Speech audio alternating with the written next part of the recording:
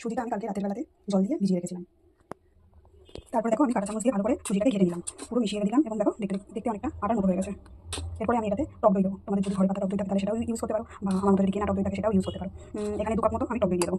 নুন দিয়েছি 2 চামচ মতো, আমি এখানে নুন দিয়েছি। সবাই সবার পরিমাণ মতো নুনটা দেবে।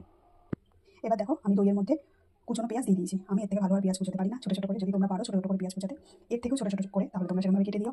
আর গ্রেটারে আমি গাজর কুড়ে নিয়েছি, আর তার সাথে লঙ্কাটাও কুড়ে নিয়েছি, যাতে খুব ঝাল ঝাল হয়। যদি তোমরা বেশি ঝাল পছন্দ না করো তাহলে তোমরা একটু বড় বড় করে লঙ্কা কুচিয়ে দিতে পারো। আর আমি এতে দিয়ে দিলাম কুচনো টমেটো। আমার মনে হচ্ছিল যে একটু নুন লাগবে, ওই জন্য আমি আর একটু নুন অ্যাড করেছি। এবার দেখো সব শাকসবজি আমি সব কিছু ভালো করে মিক্স করে নিয়েছি। এবার এতে আমি অল্প একটু জল দিয়ে দেবো, তারপরে আবার আমি ভালো করে মিক্স করবো। দেখো ব্যাটারটা না খুব মোটা হবে না খুব পাতলা হবে। এবার একটা প্যান নিয়ে নিয়েছি, তাতে অল্প করে তেল দিয়ে নেব আর ব্যাটারটা ভালো করে দিয়ে নেব।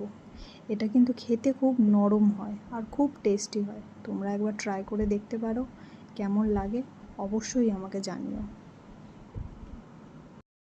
আজকের মতো টাটা।